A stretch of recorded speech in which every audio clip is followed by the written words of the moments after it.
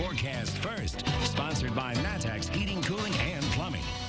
Well, a really nice day across central Illinois. Let's take a look at the time-lapse from Springfield today, where we had a mix of sun and clouds across the area. We take you back to this morning, and then as we worked our way throughout the afternoon, we saw some of those fair weather cumulus clouds kicking up there, as seen on our Roofing Dog INET Flooring America weather camera. So really nice out there.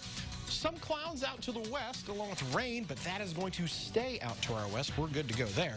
Temperatures tonight, wow, these are great. Mid, upper 70s, but the humidity level really low, very comfortable. Things look great through this evening as temperatures fall to the 60s. By 9 o'clock tonight, we're going to be already down to those 60s. So how long will this nice weather stick around? We'll show it to you coming up. WCIA 3 News starts right now. Now on WCIA 3 News.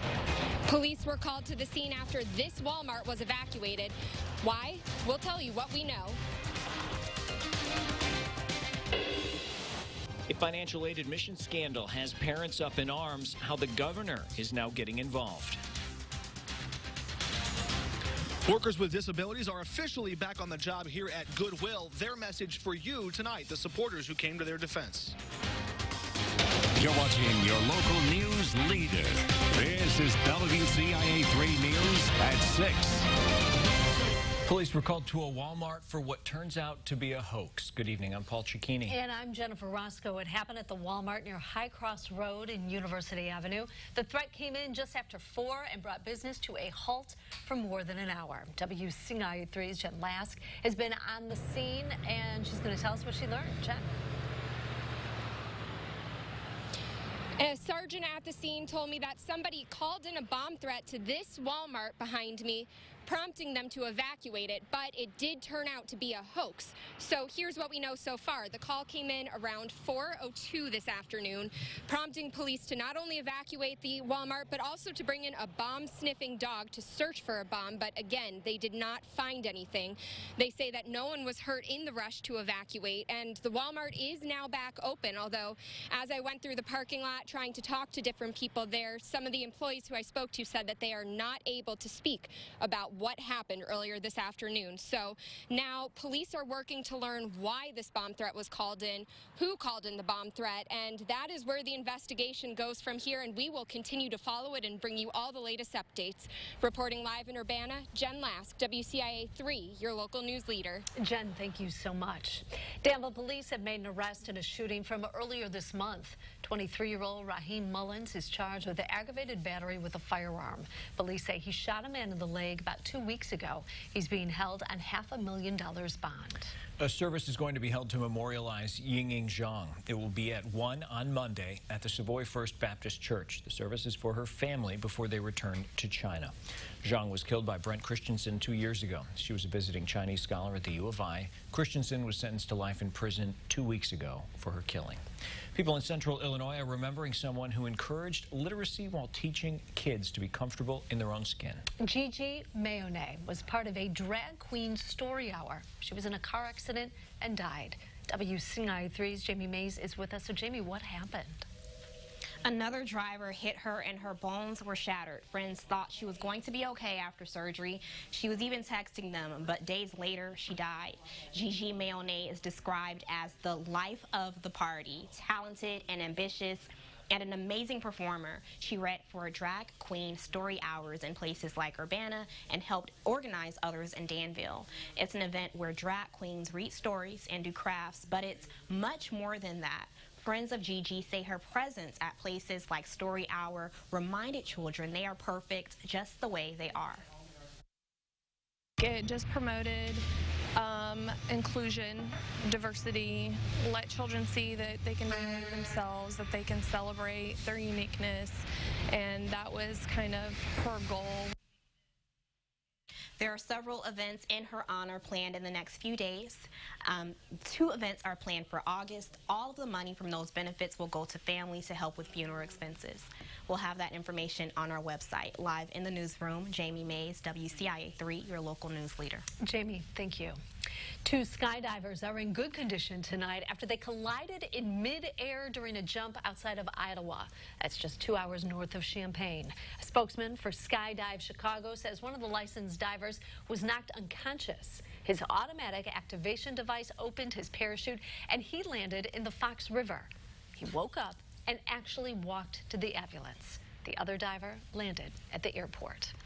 This is an update. 12 workers with disabilities are officially back on the job at Goodwill after thousands of you protested the company's decision to stop paying them. Yeah, the president of the local chain of thrift stores who defended the decision to fire those workers is now out of her job.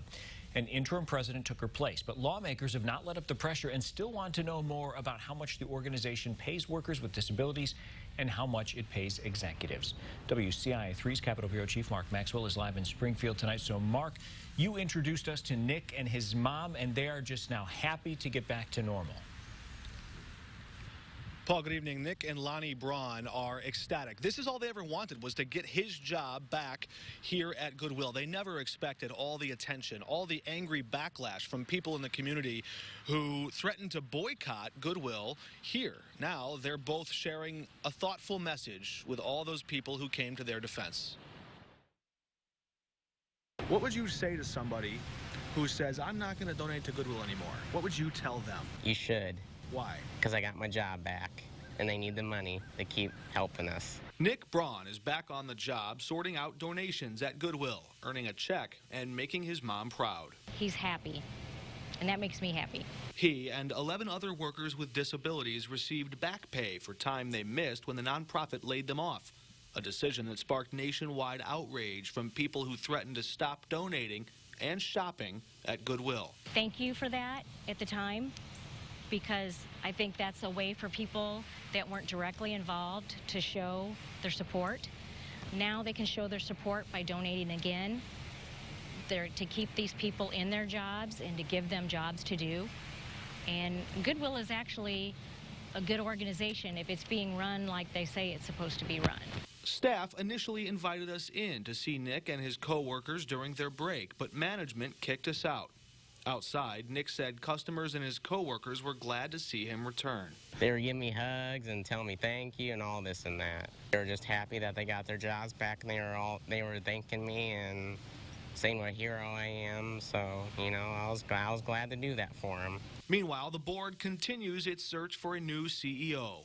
In an apology letter released the day before she submitted her resignation, former CEO Sharon Durbin wrote, regardless of the business and financial challenges ahead of us, Land of Lincoln Goodwill will always remain true to our ideals and our mission of helping others to help themselves through the power of work. So far it seems that that's what's happening. I hope that people will start donating again to support these kids, and I really hope that the board looks into the day-to-day operations to make sure that they're doing what their mission statement says they're there to do.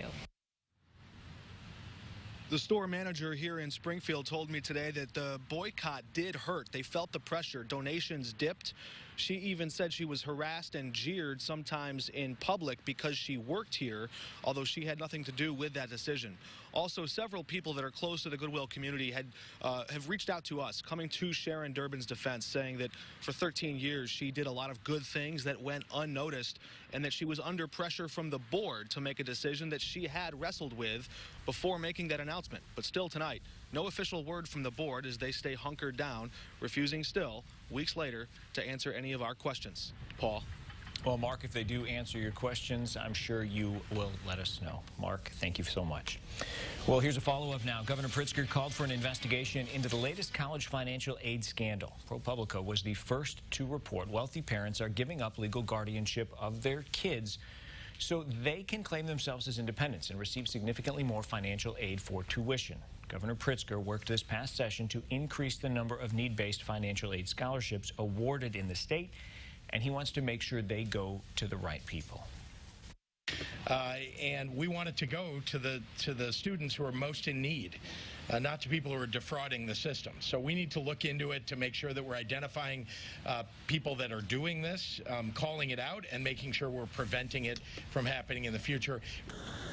Pritzker said the first step is to identify the people doing this. Then he wants to figure out how prevalent and widespread this problem is in Illinois. There's going to be a new section for fans at Memorial Stadium. Find out who can get in. Also tonight. A lot of people in our community did not like this procedure. But it's due day in Danville, while the future of a new casino starts today.